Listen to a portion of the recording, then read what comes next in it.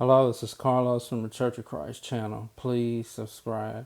So today I'm going to do a Bible review on the Ethiopian Bible.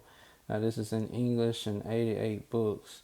Um, from what I've been told and I researched as well, the Ethiopian Bible is one of the oldest, um, portion of the Bible that's out there. Okay. Um, Now, I share why I like this Bible and why some things I don't like. So I do like that it has quite a few books from the Old Testament. It has, your book of Enoch, different books of the Apocrypha, okay? And then, of course, like Baruch, and it has your book of Sirach, and then it has your New Testament. So Old and New Testament.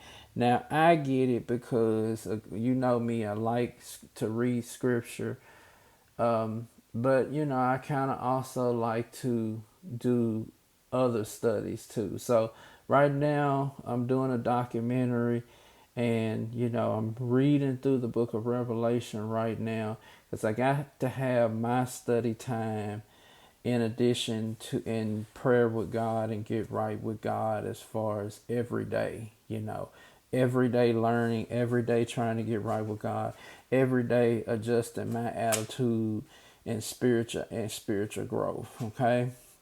Before I come on here and teach you guys, okay? I'm going to share what I like about this Bible and what I don't like. So, I do like that it is a pretty vast Bible to read, okay?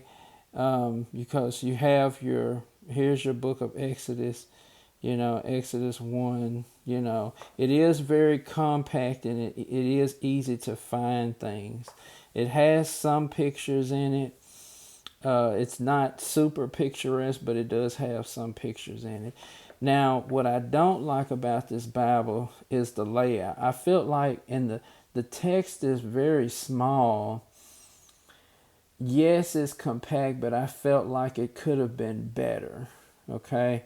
I don't really like the layout of this Bible.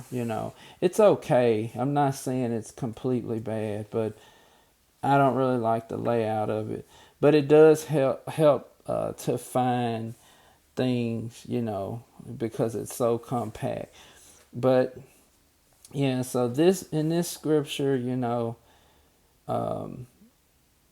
really have, a good gist of what the scriptures talk about. And I wanted to have that old Ethiopian Bible to my list, of course, of scriptures to study from.